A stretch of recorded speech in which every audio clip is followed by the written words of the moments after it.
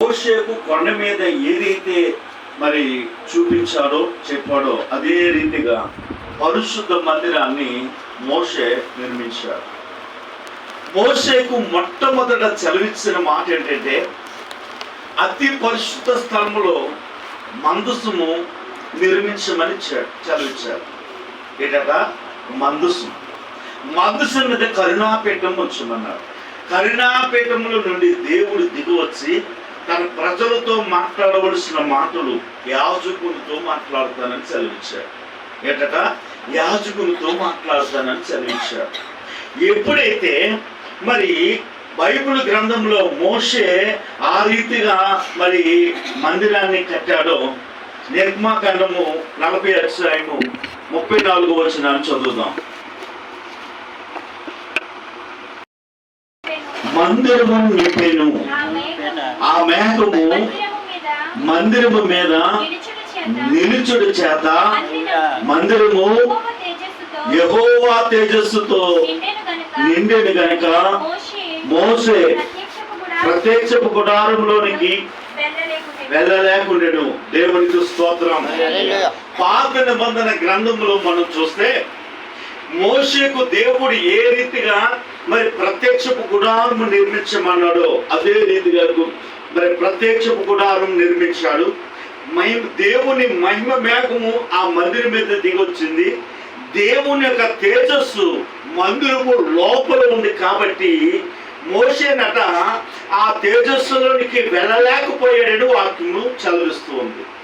అసలు మనకు ఎన్ని మందిరాలు ఉన్నాయి అని ఆలోచన చేస్తే మనుషుల చేత కట్టబడిన మందిరము ఒకటి ఉంది. అది మీరు నేను దేవుడు మీరు కలిసి ఆరాధించే స్థలము ఏదైతే అది మరి ఇదిలోనే కావచ్చు, అగ్గి మీదే కావచ్చు, మందిరంలోనే కావచ్చు, టెంపుల్లోనే కావచ్చు.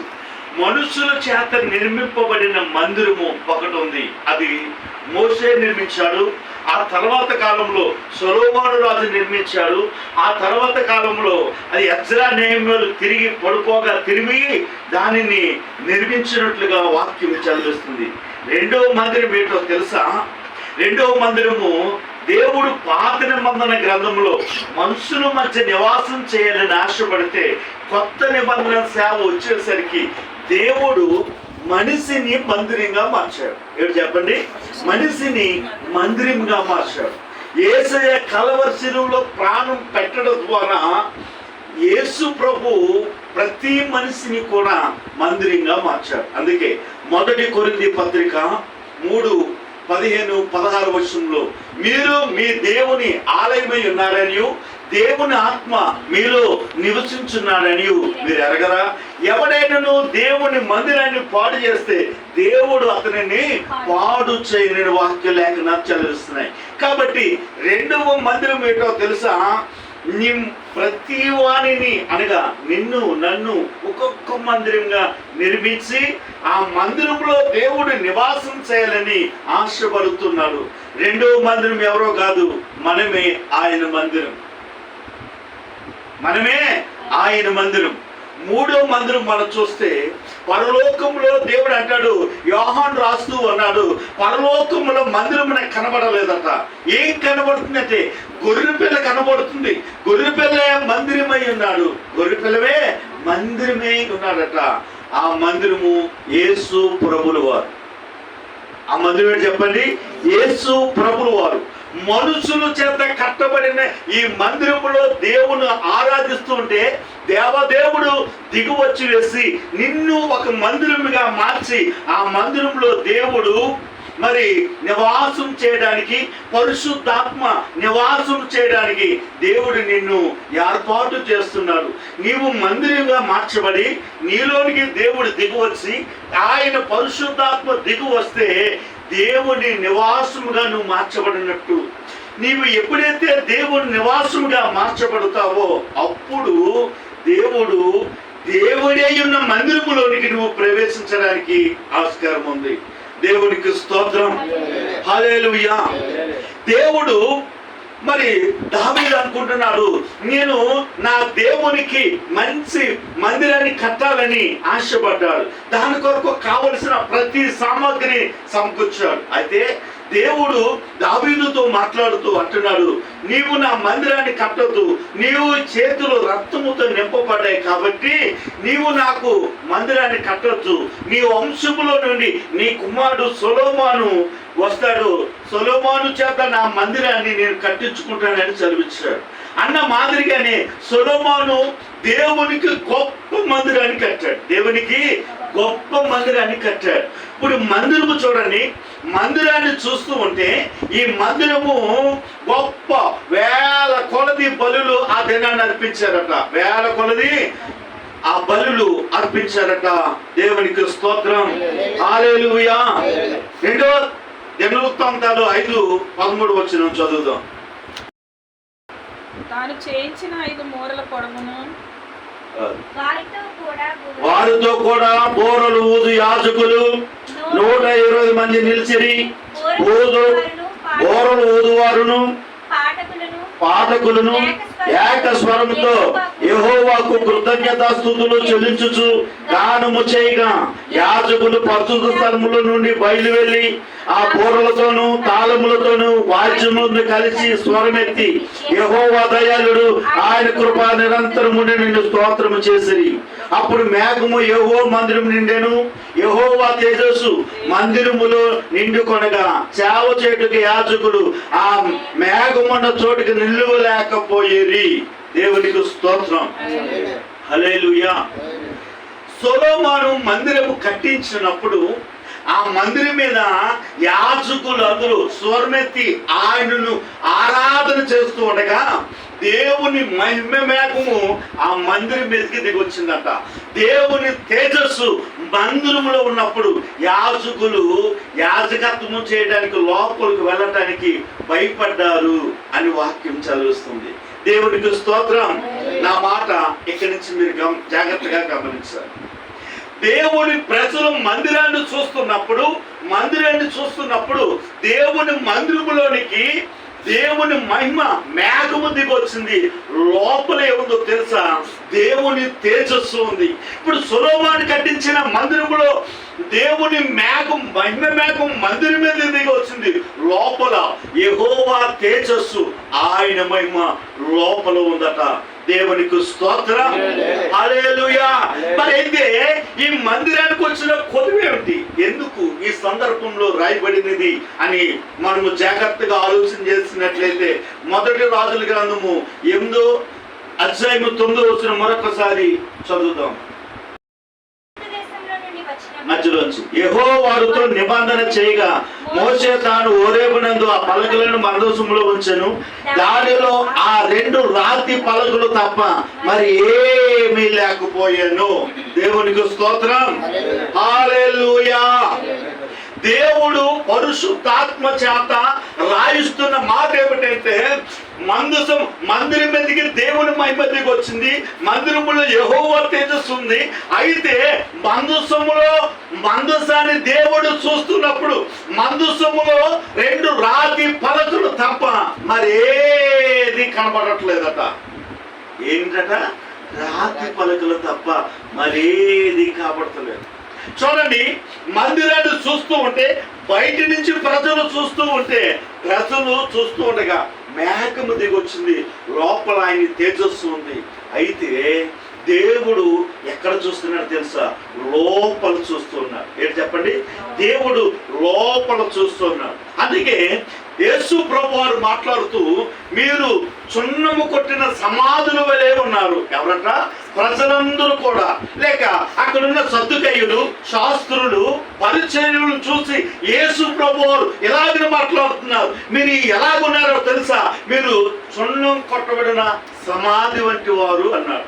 చూడండి, సమాధి కట్టిన తర్వాత దాని మీద పాలరాతి వేయబడిన తర్వాత దాని మీద ఆకర్షణీయమైన రంగులు వేయబడిన తర్వాత అది ఎలా కనబడుతుంది అంటే ఇంటికన్నా సుందరంగా కనబడుతుంటుంది. ఎన్నోగా చెప్పండి, ఇంటికన్నా సుందరంగా కనబడుతుంది. అయితే లోపల ఏముందంటే కుళ్ళిపోయిన శవం ఉంది. అందులో లోపల ఏముంది చెప్పండి?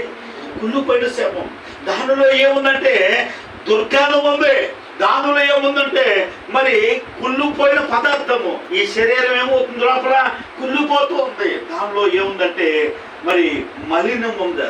దానిలో ఏముంది, మలినం అంటే పాడైపోయిన ఈ దేహం అందులో ఉంది. దేవునికి స్తోత్రాలు. సమాధి చూస్తుంటే, సమాధిని వెలుపలిని చూస్తుంటే దాని రంగు బాగుంది, దాని రూపం బాగుంది, ఎంతో సుందరంగా ఉంది. లోపల ఏముందో తెలుసా? మనిషి దేహం ఏం చేస్తుంది, కుళ్ళిపోతూ దుర్గంధం లోపల ఉంది. ఈ రోజున మనుషులు మందిరాన్ని చూస్తున్నారు. చూడడానికి మందిరము బాగానే ఉంది, చూడడానికి దేవుని మహిమలో ఉంది, తేజస్సు ఉంది. అయితే లోపల ఉండవలసినవి లోపల లేవట. లోపల ఉండవలసినవి లోపలే లేవు.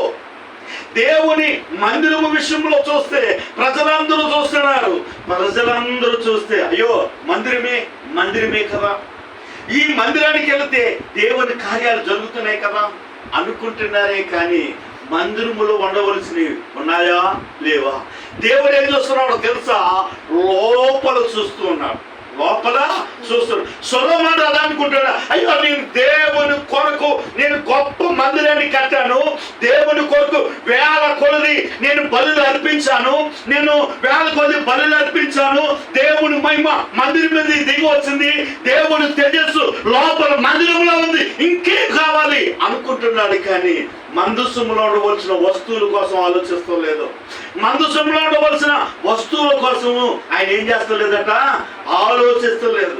ప్రతి వ్యక్తి కూడా నేను మందిరానికి వెళ్తున్నాను, నేను బాగున్నాను అనుకుని భ్రమలో బతుకుతున్నారు. కానీ యేసు ప్రభు అంటున్నారు, మీరు వెలుపల శుద్ధీకరణ చేస్తున్నారు కానీ లోపల మీరు శుద్ధీకరణ చేస్తలేదు అంటున్నారు. లోపల ఏం చేస్తలేదట, శుద్ధీకరణ చేస్తలేదట.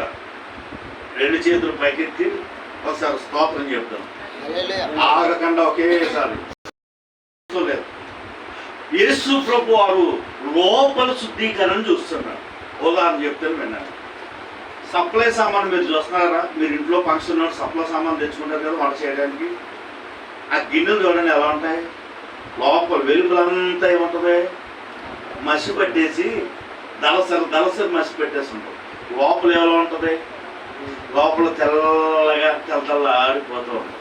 అంటే ఆ గిన్నెని చూసినప్పుడు నీకు ఏమనిపిస్తుంది అంటే లోపల శుభ్రపరిచారు. ఎందుకంటే లోపలే వండుతారు, లోపలే ఆహారం ఉంటుంది కాబట్టి లోపల శుభ్రపరితో చాలు, వెలుపల శుద్ధీకరణ అవసరం లేదు. మరి దేవుడు ఏం చూస్తున్నాడంటే లోపల చూస్తున్నాడట. దేవుడు ఏం చేస్తున్నాడు చెప్పండి, లోపల చూస్తున్నాడు. అందుకే అంటాడు దావీదు కీర్తన 51 అంటాడు 6వ వచనం, దేవా నీవు ఆంతర్యంలో సత్యాన్ని కోరుతున్నావు. దేవుడు హృదయంలో ఏం చేస్తున్నాడు తెలుసా, శుద్ధీకరణ చూసే దేవుడు. నీ హృదయంలో ఏముందో, లోపల ఏముందో చూసే దేవుడు. నువ్వు బయటికి మంచిగా తాళం చేసి మంచిగా బట్టలు వేసుకుని సెంటు బాగా కొట్టుకుని సువాసన దమదలాడుతూ లోపల మందిరానికి వస్తే అది చూడలేదు. దేవుడు ఏం చూస్తున్నాడు తెలుసా, లోపల నీ హృదయంలో ఉన్నదాన్ని చూస్తున్నాడు. నీవు శుద్ధీకరింపబడ్డావా, లోపల నీ హృదయంలో ఏముంది అది మాత్రమే చూస్తున్నాడట. దేవునికి స్తోత్రం, హల్లెలూయా. మోసే నిర్మించిన మరి ఈ గుడారపు మందసములో ఏముంది అని ఆలోచన చేస్తే దేవుడు మందసంలో ఏం పెట్టమన్నాడంటే, మందసంలో ఏం పెట్టమన్నాడు చెప్పండి. నిర్గమకాండము 16వ అధ్యాయము 33వ వచనాన్ని చదువుతాం. అహరోనుతో నీవు ఒక గిన్నెను తీసుకుని దానిలో వేరు మన్నాను పోసి నీ వంశస్థులు తమ యొద్ద ఉంచుకొనుటకు యెహోవా సన్నిధిలో దానిని ఉంచవలెను. ఇది చివరి గ్రంథాల్లో చదివితే, మిగతా గ్రంథాల్లో చూస్తే ఈ మన్నా పాత్రను ఎక్కడ పెట్టారంటే యెహోవా మందసంలో పెట్టారు. మూడవదిగా 3 వస్తువులు మందసంలో ఉన్నాయి. ఎన్ని వస్తువులు చెప్పండి? 3 వస్తువులు మందసంలో ఉన్నాయి. ఒకటి మందసంలో రాతి పలకలు ఉన్నాయి, రెండవదిగా మన్నా కలిగిన పాత్ర ఉంది, మూడవదిగా సిగిరించిన కర్ర. ఇప్పుడు సొలొమోను కట్టించిన ఈ మందిరంలో మహిమ ఉంది, మేఘం ఉంది, ఆ ఆయన తేజస్సు ఉంది. కానీ దేవుడు లోపల మందసంలో చూస్తుంటే తాను ఎక్కడికి దిగి వచ్చి ప్రజలతో మాట్లాడతాడో, తాను ఎక్కడికి దిగి వచ్చి యాజకులతో మాట్లాడతాడో, తాను ఎక్కడికి దిగి వచ్చి ప్రవక్తలతో మాట్లాడతాడో, ఆ మందసాన్ని దేవుడు చూసినప్పుడు ఆ మందసంలో ఏముందంటే 2 రాతి పలకలు తప్ప మరేమీ లేవట. దేవునికి స్తోత్రం. దావీదు సొలొమోను, అయ్యో నేను మందసములో 3 వస్తువులు ఉన్నాయే, నేను ఒక్క వస్తువుని పెట్టగలిగాను, మిగతా వస్తువులు ఏమైపోయాయో దేవా, ఈ మన్నా కలిగిన పాత్ర, ఈ సిగిరించు అహరోను కర్ర ఎక్కడ ఉంది, నేను యెహోవా మందసములో వాటిని పెట్టలేకపోయానే అని మందసము ఎదుట మోకరించి ప్రార్థించవలసింది పోయి నేను మందిరాన్ని కట్ట నేను సంతోషంలో ఉన్నాను. ఈ రోజున ప్రజలందరూ కూడా నేను మందిరానికి వెళుతున్నానే అనే చేస్తలో ఉన్నారు తప్ప మందసము, దేవుడు నిన్ను మందసముగా మార్చాడు. నిన్నేం చేశాడు చెప్పండి? నిన్ను మందిరముగా మార్చాడు. దేవుడు ఆ హృదయంలోనికి దిగివచ్చి వేసి అక్కడ కూర్చుని మాట్లాడతాడు. ఆ దానిని దేవుడు దిగివచ్చే స్థలాన్ని, దేవుడు దిగివచ్చే స్థలాన్ని ఏమన్నారంటే మందసము అని అన్నారు పాత నిబంధన గ్రంథంలో. కొత్త నిబంధనకు వచ్చేసరికి దానిని మందసాన్ని ఏమన్నారంటే హృదయము అన్నారు. మందసాన్ని ఏమన్నారు చెప్పండి? హృదయము అన్నారు. ఈ మందసములో ఏముండాలో తెలుసా? నీ హృదయం అనే మందసములో దేవుడు రాసిచ్చిన 2 రాతి పలకలు 10 ఆజ్ఞలు నీలో ఉండాలి. రెండోదిగా చూస్తే మన్నా కలిగిన పాత్ర ఉండాలి, సిగిరించిన అహరోను కర్ర ఉండాలి. ఏమిటి మన్నా అనే ఆలోచన మనం చేస్తే, ఈ మన్నా కలిగిన పాత్ర దేనికి సాదృశ్యంగా కనబడుతుందంటే దేవుని దర్శనానికి సాదృశ్యంగా కనబడుతుంది. దేనికి చెప్పండి? దైవ దర్శనానికి సాదృశ్యంగా ఈ మన్నా కలిగిన పాత్ర మనకు కనబడుతుంది. ఏమిటంటే దైవ దర్శనము అని ఆలోచన చేస్తే దేవుని దర్శనం ఏమిటో తెలుసా? దేవుడు ప్రజలతో మాట్లాడాలనుకున్నప్పుడు, దేవుడు వ్యక్తులతో మాట్లాడాలనుకున్నప్పుడు, దేవుడు ప్రభుత్వంతో మాట్లాడాలనుకున్నప్పుడు ఏం చేసేవాడో తెలుసా? దేవుడు వారికి దర్శనం ఇచ్చి తన హృదయంలో ఉన్న మాట ప్రవక్త హృదయంలో పెట్టేవాడు. ఏం చెప్పండి? ప్రవక్త హృదయంలో పెట్టేవాడు. దేవునికి స్తోత్రం. హల్లెలూయా, హల్లెలూయా. దేవుని చిత్తాన్ని మనుషులలో పెట్టడమే దైవ దర్శనం. దేవుని చిత్తాన్ని మనుషుల్లో పెట్టడమే దైవ దర్శనం. దేవునికి స్తోత్రం.